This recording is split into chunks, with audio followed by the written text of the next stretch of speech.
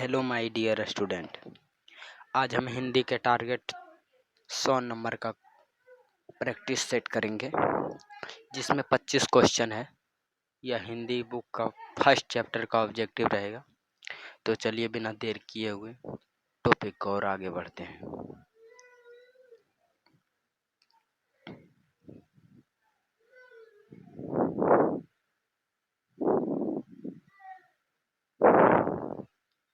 तो टॉपिक है, देखिए, बातचीत। बातचीत ये एक निबंध है। बातचीत एक निबंध है। इसको बालकृष्ण भट्ट ने लिखा था।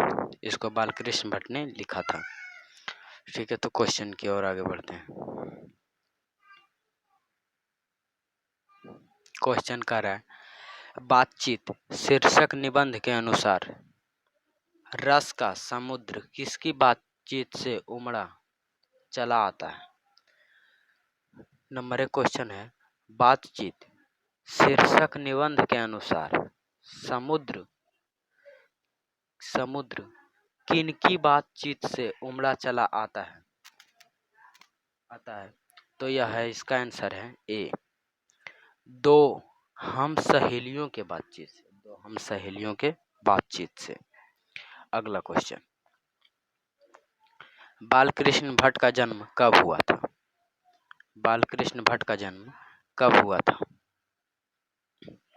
तो बालकृष्ण भट्ट का जन्म 23 जून 1844 को हुआ था। 23 जून 1844 का हुआ था।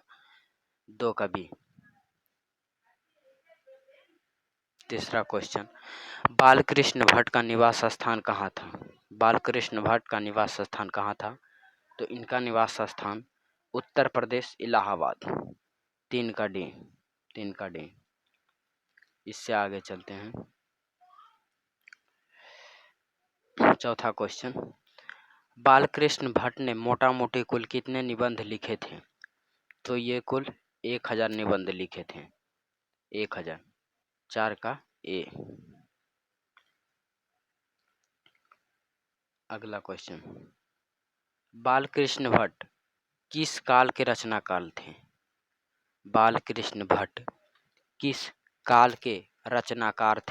तो ये थे आधुनिक काल के रचनाकार। इससे आगे चलते हैं। छठा क्वेश्चन,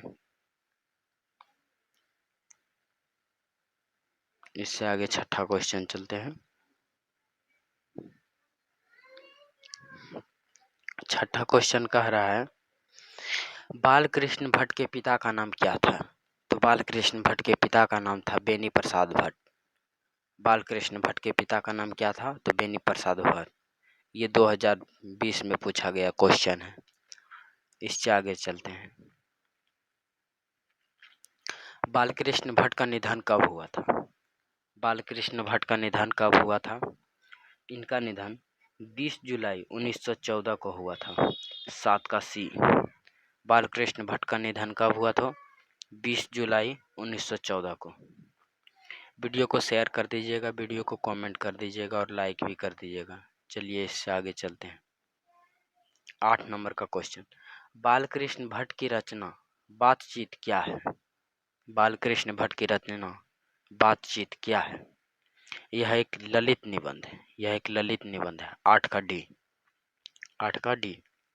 ये क्वेश्चन पूछा गया 2018 और 2021 में। इससे आगे चलते हैं।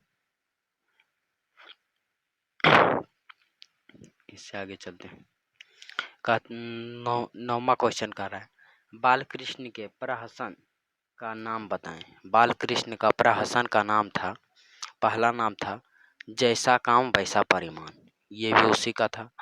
नई रोशनी का विष, ये भी बालकृष्ण भट्ट का प्रहसन का नाम था। और आचार का विडंबन, ये भी बालकृष्ण भट्ट का ही था। तो इसका आंसर हो जाएगा बी, ये तीनों। इसका आंसर हो जाएगा ये तीनों। 8 का बी। इससे आगे चलते हैं।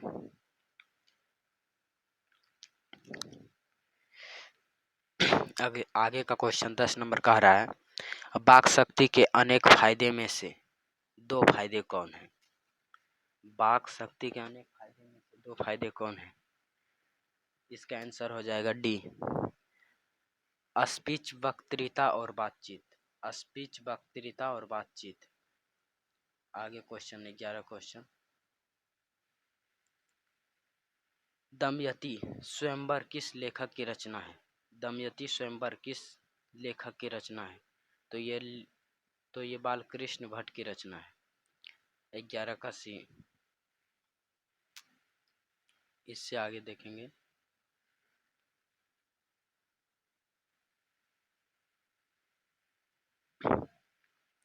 इससे आगे का क्वेश्चन,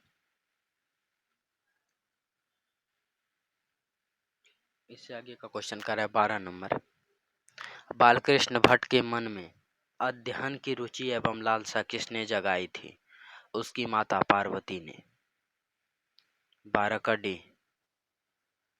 इससे आगे, बालकृष्ण भट्ट क्या नहीं थे? बालकृष्ण भट्ट क्या नहीं थे? बालकृष्ण भट्ट एक पत्रकार थे, निबंधकार थे और आलोचनाकार भी थे। वह एक वह एक महाकाव्य नहीं थे। वह एक महाकाव्य नहीं थे। तो 13 का बी आंसर हो जाएगा।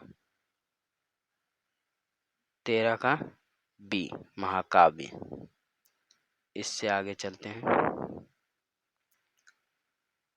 14 नंबर क्वेश्चन कर रहा है, किसने लिखा है गद्य लिखना भाषा को सार्वजनिक करते जाना है? यह किसने कहा था? यह कहा था रघुवीर सहाय ने। रघुवीर सहाय ने। यह किसने कहा था? रघुवीर सहाय ने। किसने लिखा है गद्य लिखना भाषा को सार्वजनिक करते जाना है? यह किसने कहा था? रघुवीर सहाय ने। इससे आगे चलते हैं। 15वां क्वेश्चन कह रहा है, बालकृष्ण भट्ट के समय कौन कौन साथी साहित्यकार थे? बालकृष्ण भट्ट के समय, उनके समय में कौन कौन उसके साथी साहित्यकार थे? तो उसके साथी साहित्यकार थे भारतेंदु हरिश्चंद्र, राधाचरण गोस्वामी, प्रताप नारायण मिश्र और प्रेमघन। तो इसका आंसर हो जाएगा उपयुक्त में सभी। इसका आंसर हो जाएगा डी, उपयुक्त में सभी। इससे आगे चलते हैं। 16वां क्वेश्चन कह रहा है, आचार्य रामचंद्र शुक्ल ने बालकृष्ण भट्ट की तुलना किन अंग्रेजी साहित्य के लेखकों से की? कहता है क्वेश्चन, आचार्य रामचंद्र शुक्ल ने बालकृष्ण भट्ट की तुलना किन अंग्रेजी साहित्य के लेखकों से की? तो ये की थी एडिसन और स्टील से। एडिसन और स्टील से। 16 का ए। इससे आगे चलते हैं।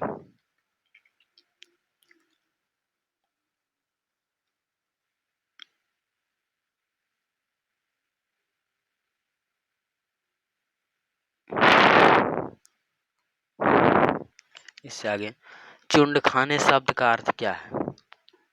चुंडखाने शब्द का अर्थ क्या है? तो इसका अर्थ है अफीम खाने वाले लोगों को मंडली के लिए सुरक्षित स्थान। चुंडखाने। 17 नंबर का, चुंडखाने शब्द का अर्थ क्या है? तो इसका है अफीम खाने वाले लोगों की मंडली के लिए सुरक्षित स्थान। मंडली के लिए सुरक्षित स्थान। इससे आगे चलते हैं। 18वां क्वेश्चन नंबर का रहा है 18 नंबर, चमनिस्तान शब्द का क्या अर्थ है? चमनिस्तान शब्द का क्या अर्थ है? चमनिस्तान शब्द का क्या अर्थ है? तो इसका अर्थ है हरे भरे बागों का इलाका। इसका अर्थ है हरे भरे बागों का इलाका। 18 का ए। 18 का ए। 19वां क्वेश्चन, बालकृष्ण भट्ट किस युग के रचनाकार थे? बालकृष्ण भट्ट किस युग के रचनाकार थे? बालकृष्ण भट्ट किस युग के रचनाकार थे? तो ये थे भारतेंदु युग के, ये थे भारतेंदु युग के रचनाकार। 20वां क्वेश्चन, 20वां क्वेश्चन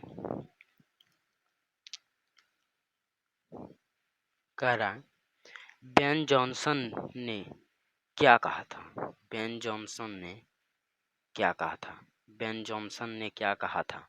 तो बेन जॉनसन ने कहा था बोलने से ही मनुष्य के रूप का साक्षात्कार होता है।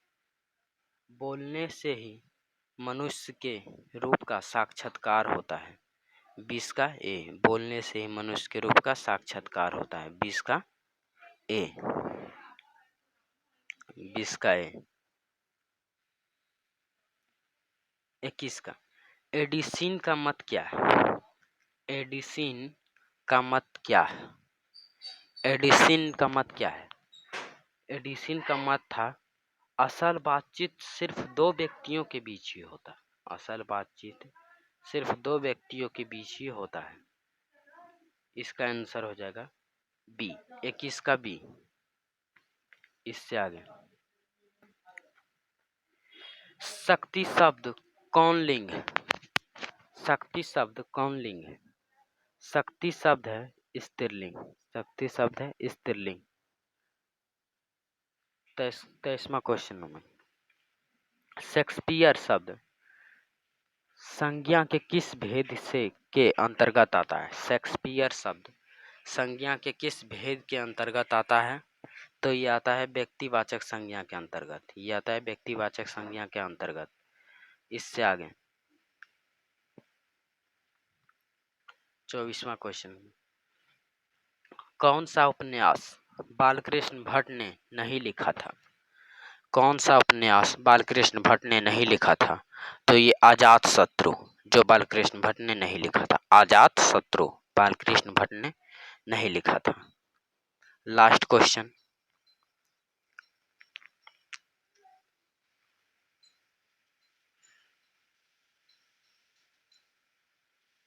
लास्ट क्वेश्चन कहता है खाली जगह को भरें। खाली जगह, जो ये जो खाली जगह इसको भरने कहता है।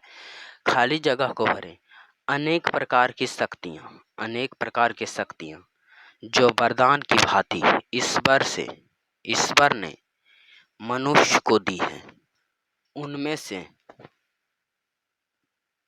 डैश भी एक है, डैश भी एक है। तो ये पूरे निबंध में, ललित निबंध में सिर्फ वाक शक्ति को ही ईश्वर का दिया हुआ वरदान कहा गया। तो इसका आंसर हो जाएगा सी, वाक शक्ति। वाक शक्ति, वाक शक्ति। ये पूरा VVI क्वेश्चन खत्म हो गया है। अब अगला दिन और आ रहे हैं उसने कहा था का ऑब्जेक्टिव। प्लीज चैनल को सब्सक्राइब करके रखिएगा। VVI क्वेश्चन बताया जाएगा। नमस्कार, धन्यवाद।